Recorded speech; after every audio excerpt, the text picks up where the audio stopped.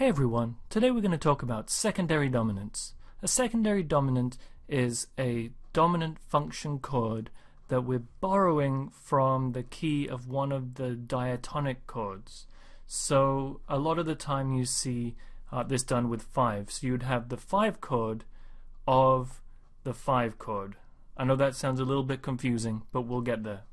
So basically what this does is it tonicizes that diatonic chord. Tonicization means that we're putting a little bit more emphasis on it. It almost feels like we're changing key to the key of that chord, but where with a modulation we would be moving to that key for good, with a tonicization it's like we're just taking a vacation there. We're going to go there for a second and then we're going to come back. So let's look at this in practice. I think it will make a little bit more sense. So if you look at the musical excerpt on the screen in front of you, you can say we've got lots of our regular chords, but then this one here has a note that's outside the key of C major.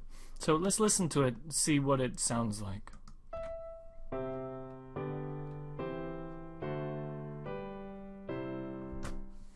So this chord sounds like it's leading into this 5 chord. So when we're recognizing these secondary dominants, first of all, you're going to look for a chord that's outside the key that you're in. In C major it's pretty easy to see because you'll have an accidental where you shouldn't have one. Don't assume that because you have an accidental that it has to be a secondary dominant. If you remember, 7 diminished chords, fully diminished chords, also have an accidental. But a lot of the time you can start there saying, is this a chromatic chord? Yes, well let's see how it's functioning. So let's see, we've got a D, we have an F sharp, we have an A, and we have a C. So that's from root up. So the D to the F sharp's a major third, the F sharp to the A is a minor third, and the A to the C is another minor third. So it's a dominant function chord. So we say, alright, well, what is that the 5 in? What chord is D7? What key is D7, the 5 chord in? So there's a couple of ways of working this out. You could just know, that would be ideal. You can count backwards, right? So if this is the root and we know that's 5 of something, then let's count back 5. So D, C, B, A, G. So it's 5 in the key of G. So a lot of the times, almost all of the time in fact, if you look to the next chord, the one that the secondary dominant resolves to, it'll give you a big clue about where you're going. So even if we had no clue what D7 was the 5 chord in, if we look at this G chord and see that it's resolving there, we can be pretty sure that it's going to be a 5-7 of 5. And with these chords, of course, you can have inversions too, so 5-6-5 of 5, 5-4-2 of 5, I guess 5-4-3 of 5 sometimes. But really what it's doing is just giving us a little bit of a push into that 5 chord. So it's acting kind of like a predominant in this case. So let's take a look at another example.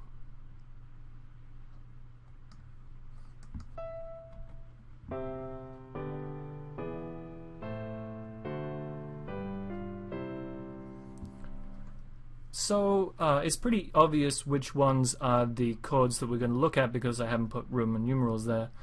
But even if you didn't know that, you could see that there are accidentals there that don't belong in the key signature of C major.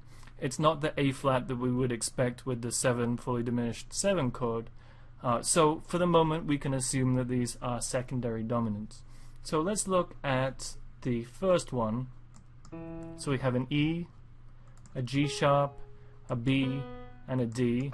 If you play that whole chord, using our ears, we hear that's a dominant sound. So now we say, alright, well that's an E7 chord. What is E7, the 5 chord in? What key?